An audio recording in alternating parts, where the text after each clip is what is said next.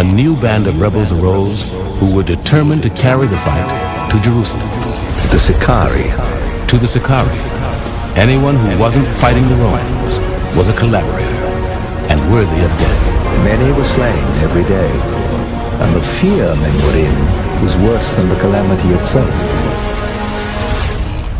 Polight, real quick. What's up, King? What's your name again?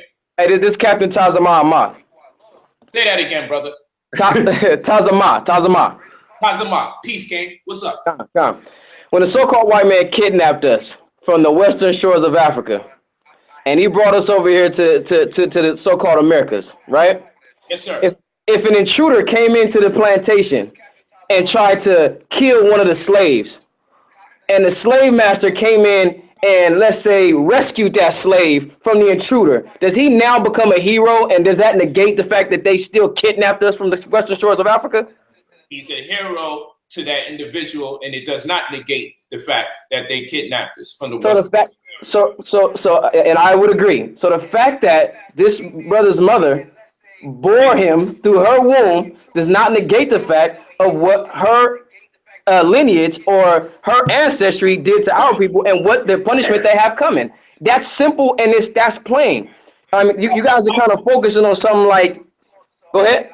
What's not simple and plain is I need to know when we could turn the laws off, the rules and the regulations. So the rules say honor thy mother, thy father, and then now we come with the exception to the rules. Well, I can't honor my mother up until the point when she's the devil and she gave birth to me. But how's that not honoring her? See, again, like I said, calling a spade is not dishonoring. When you take a look at that word, is dishonoring, brother. But that's opinion. You see what I'm saying? That's your own personal opinion. Like you said, I have a frame of reference. When my mom was a drug addict, was I wrong if I called my mom a drug addict? Was that dishonoring her, or was that just being truthful? See, that's the problem with our people. I still wouldn't go into public and say my mother's a drug addict. I might say for some humility and try to inform her. See, what I would call that though is sugarcoating. You understand what I'm saying? Now, hold on. People don't need to know your mother's a drug addict in the public. We can keep that in the private. I'm not saying hide the facts. I'm not saying hide the facts. But when I'm talking about honor, I'm talking about having a certain level of poise and knowing when it suffice to convey information to other people in the manner in which you convey it. For a man to be brought into this world by a woman and to see him turn around and say, well, she's the devil. Okay, that's dishonor. Because we all know how that resonates with us here. And would I be wrong if I wish death to the white race? Of course not. So would I be wrong if I wish death to your mother? No. So would I be wrong if I killed your mother? No. Come on, man. What the hell is this, man?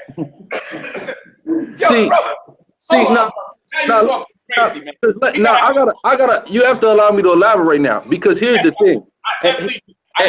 Here's the problem with our people as a whole: emotions. Everybody is relying upon emotions, and the reason, you know why we rely upon emotions? Because the black woman is God. That's why we rely upon emotions. Because listen. Because this is your logic. We're talking about the white woman, but we're utilizing and employing your logic here. You see what I'm saying? The emotions that are within our people allow our people to corrupt and pervert judgment, which is exactly contrast to the Torah, which is exactly why we need the Torah. Because we need to stop sugarcoating, we need to stop calling spades spades, and we need to stop practicing nepotism amongst our people. When somebody's wrong, they're wrong. You in LA right now, I'm down the freeway in San Diego, right? Something that I'm familiar with is the gang culture in LA. I got brothers in the room, gang banging in LA that's in this room right now. Now I'm gonna ask this brother right now, OG. Now let me ask you something. What has torn apart these hoods and these gangs and taken them away from what they were supposed to be as a community protection unit? What are some of the things? Would you say that nepotism or respective persons was one of those things? Probably mostly like drugs. Drugs, right? Now here's the thing about drugs. When we started selling drugs, going back to the 80s, when I say we, I'm talking about the gangs, we were supposed to distribute drugs to people and not do the drugs. But we'd be distributing drugs to our homies, moms, girlfriends, dads, and then we would start doing drugs. And nobody disciplined anybody for it. So now what's happened? It's spun out of control. No structure. Now the Bloods kill each other. Now the Crips kill each other. Now that's all that goes on. Why? Because emotions and respected persons got in the way with handling business and taking care and disciplining people properly. That is a perfect example of why we need the laws of God. Because the laws of God being employed and totally negating respected persons and saying, no, you wrong, and you have to get the punishment that you deserve for being wrong, whether it be just a simple disciplinary action or whether it even be death. When we come into that strictness and that discipline and we leave our emotions off the table, that's when we'll begin to grow as a people. But the more and more that we want to respect people's person because of the relationship that we have with that individual, the more and more we're going to slide down the slippery slope down into the pits of hell. Go ahead. What is that if you see your brother transgress and you see him, you should be. That's Deuteronomy 13. It said in the Hebrew culture in the ancient times, if you saw a Hebrew Israelite that was going to practice the ways of another God, you were supposed to lay your hand on that individual first. Because in him doing that, he's bringing in a system contrary to the perfect system that God gave us and allowing things like this to happen, allowing drug addicts to exist.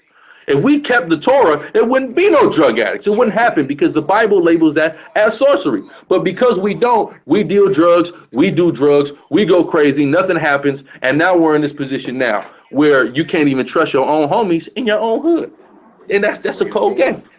They bringing the poison in. Everybody doing Sherm and acting like that's cool. It's cool to smoke Sherm. I got big homies, they smoking Sherm like it's a damn Newport. They can't smoke a Newport cigarette without Sherm in it. You see what I'm saying? And then they introducing young homies into it. That's 15, 16 years old. And by the time they 19 years old, they goddamn brain dead.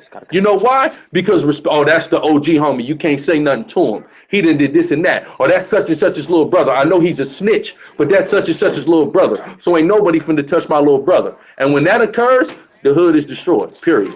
So just on that level, something that we created as a result of not having nothing, is destroyed because of lack of structure and lack of strict disciplinary rules. That's something that the Torah gives. Go ahead, King.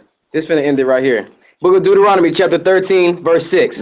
If thy brother, the son of thy mother, or thy son, or thy daughter, or thy wife of thy bosom, Go ahead. or thy friend, Read about it. which is in thine own soul, entice thee secretly, saying, let us go and serve other gods, which thou hast not known, thou nor thy fathers. Speak about it. Namely the gods of the people which are round about you, nigh unto thee or far off from thee, from the one end of the earth even to the other end of the earth. Thou shalt not consent unto him, nor hearken unto him, neither shalt thou eye pity him. Don't pity this individual. That's right. If they wrong. That's right. They wrong. Go ahead. Neither shalt thou spare, neither shalt thou conceal him, but thou shalt surely kill him. Thou shalt surely kill him. That's what the scriptures say. So this is where we get our strictness and disciplinary. Now, somebody's personal opinions and feelings may differ from that. But because I've dedicated myself to this and I personally believe that this type of strictness and discipline is exactly what we need, this is what I'm going to adhere to.